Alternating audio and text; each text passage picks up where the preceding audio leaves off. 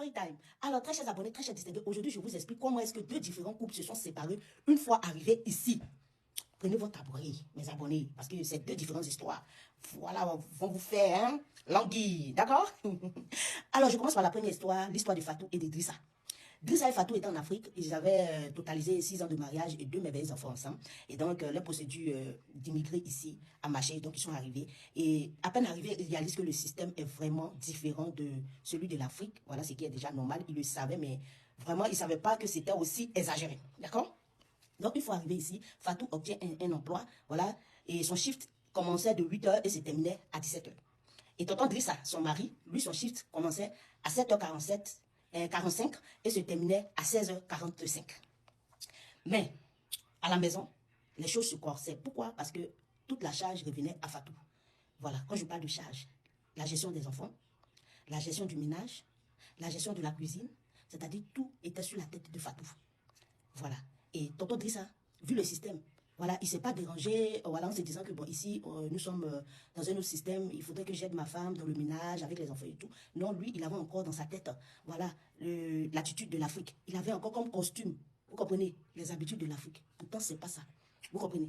Pourtant, il ne devrait pas le faire. Fatou quitte le travail à 17 h. Quand elle finit, elle va récupérer les enfants à l'école qui sont à la garderie. Et quand elle revient à la maison, elle doit faire la cuisine. Souvent, tonton Drissa arrive avant elle à la maison. Il met ses pieds sur la table, il regarde la télé. Souvent, la buanderie est pleine à craquer de vêtements. Il n'est pas fichu de prendre les habits, là, les mettre dans la machine. Pourtant, il y a la machine à laver et la machine à sécher à la maison. Tonton Drissa n'a pas ce courage-là de le faire. Vous comprenez?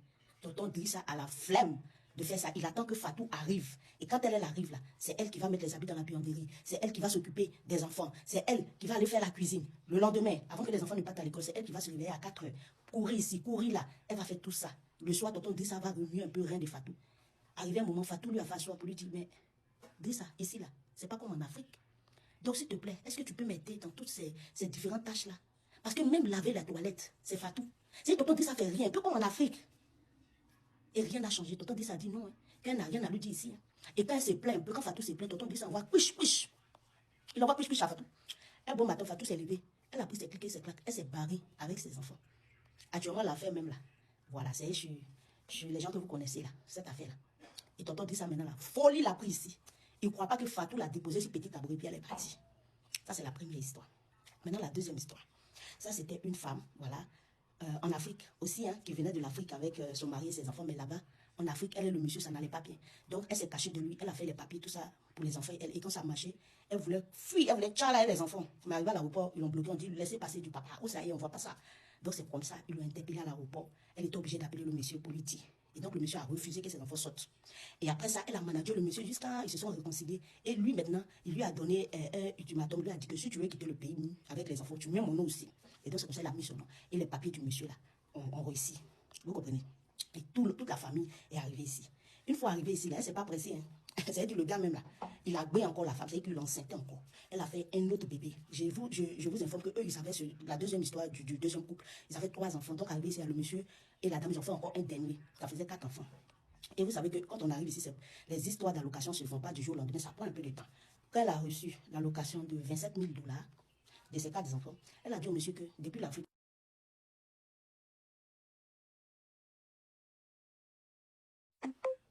donc elle a dit au monsieur que depuis l'Afrique, elle n'était pas fond de lui. Vous comprenez? Donc là, c'est fini entre eux. C'est fini entre eux.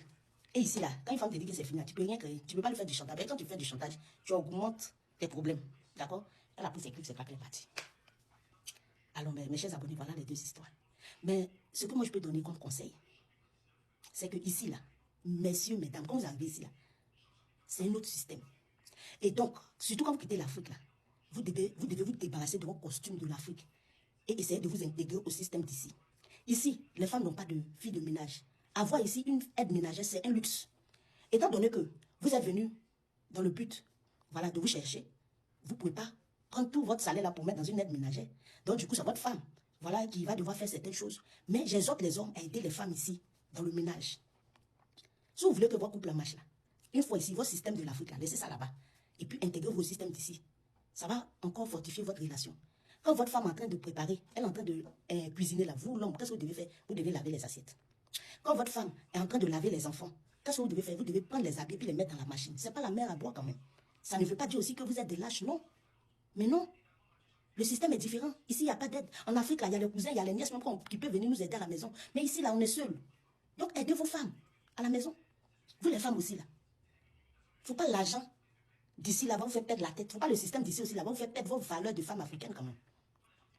Donc, ici, là, un couple africain qui arrive, là, respectez-vous mutuellement. Partagez les charges. Quand je dis les charges, je parle du ménage à la maison. C'est-à-dire que le ménage à la maison, là, partagez ça. Il faut que l'homme sache ce qu'il doit faire pour aider sa femme. La femme aussi, elle sache ce qu'elle doit faire pour aider son mari. Pour qu'il n'y ait pas, voilà, de problème. Parce que quand la femme est seule à faire tout ce travail-là, c'est épuisant. Elle peut même tomber malade. Elle peut même, voilà. Vous comprenez? Elle peut briser sa santé, en fait. En tout cas, à bon entendeur, salut. Prenez soin de vos épouses. Les épouses aussi, prenez soin de vos maris. Les conjointes d'ici, là. Prenez soin l'un de l'autre. Vous avez compris? Sinon, là, ici, là, les ruptures, là, c'est comme de la blague, c'est de l'amusement. Et puis, personne ne regarde quelqu'un ici. Et chacun son bien ici. Vous avez compris? À bon entendeur, salut. Ah, Canada, Canada, Canada. Pourquoi est-ce qu'en fait, c'est les mêmes plaintes qui reviennent souvent? C'est toujours les mêmes sujets sur lesquels les gens vont se disputer, les gens vont se séparer. Toujours, toujours, toujours le fait de ne pas aider dans les tâches domestiques. Les couples ne s'aident pas dans les tâches domestiques. Moi, ce que je dis, je suis jeune encore, je n'ai pas une grande expérience de vie matrimoniale comme les gens qui sont en couple depuis 20 ans, 30 ans, 40 ans et tout. Vous allez m'excuser, mais de mon point de vue, je pense que quand on est en couple, on est une équipe. C'est pas une relation de maître et d'esclave, c'est pas une relation de patron employé, de maître et travailleur ou de patron et boniche et tout. Non, vous êtes une équipe. Vous êtes une équipe. Ok? Quand vous mettez en couple, en fait, vous êtes censé de faire à deux. En fait, gérer votre relation, votre couple, votre foyer à deux. Si tu ne veux pas travailler en équipe avec ta personne, le foyer ne va pas marcher. Tout en 2026, là où la vie est en accélération, là où il faut faire ça, faire ça, faire ça, le temps passe tellement vite que si c'est là une seule personne qui doit faire tout et tout là, ah non mais la personne va perdre en fait, on va perdre les pédales, on va perdre les boules et tout, quoi. Et combien de fois ici au Canada, comment est-ce que le temps passe vite? Tu reviens du travail, tu viens, tu laves les enfants, tu cuisines, tu fais le souper, tu te laves, tu fais ceci, et puis tu dois encore faire les travaux de nuit. Non, non, non, non, non. Faites un travail d'équipe. Trouvez vraiment ce qui va fonctionner pour vous dans la répartition des tâches. Vous n'avez pas besoin de faire comme tel couple. Pas que, ah, moi je cuisine, viens laver les assiettes. Essaie de trouver une autre tâche que tu peux faire à côté si tu ne veux pas être dans la cuisine. Parce que des fois aussi dans la cuisine, il y a certaines femmes qui n'aiment pas que leur homme soit dans la cuisine. En tout cas, moi, je n'aime pas voir mon monsieur être dans la cuisine. Même des fois, là, même quand il vient en cuisine, là, il est en train de chercher quelque chose. Je dis, tu as besoin de quelque chose? Il va prendre ce qu'il a besoin, il va partir. J'aime pas qu'il soit dans la cuisine, mais les autres tâches connexes de la maison, il m'aide, il fait ce qu'il a à faire. En fait, tout ça là aussi, ça passe par la communication. Okay? La communication, il y a ça à faire. Moi, je veux faire ceci, cela. Toi, tu fais ça. Il faut se repartir. Parce que si tout repose sur la tête d'une seule personne là, la personne va craquer. Et surtout, soyez aussi gentil. Oui, aimez-vous dans le couple. Même si vous n'avez pas encore fait votre planification, répartition des tâches et tout, tu peux pas être un homme, tu es assis et tu vois ta femme débordée en sueur, les enfants sont en train de pleurer, elle est en train de cuisiner, elle est en train de faire ça, elle est en train de faire ça.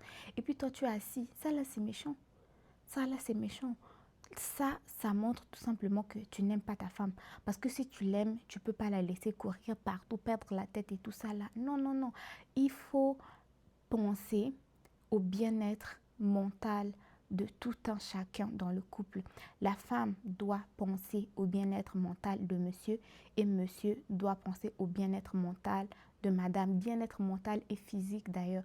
Parce que après que tu aies couru par-ci, par-là, là, c'est toi qui vas avoir mal à la tête, c'est toi qui vas avoir mal au dos, tu ne pourras pas bien dormir, tu ne pourras pas bien aller travailler, tu ne pourras pas t'occuper de la maison, tu ne pourras pas faire ceci, cela. Donc, aimez-vous, communiquez, partagez les tâches, épaulez-vous. Vous n'êtes pas dans une relation de maître et d'esclave, vous êtes des partenaires, vous êtes une équipe. Si vous avez quelque chose à ajouter, faites-le dans les commentaires. Qu'est-ce que vous pensez de tout ça là? Mais moi, j'apprécie. Je trouve que la femme a vraiment bien parlé et elle a attiré l'attention de monsieur et de madame. Vous n'êtes pas là pour vous chicaner, pour vous séparer ou pour vous faire souffrir. Sinon là, c'est pas mieux, vous n'allez pas vous mettre ensemble ou bien.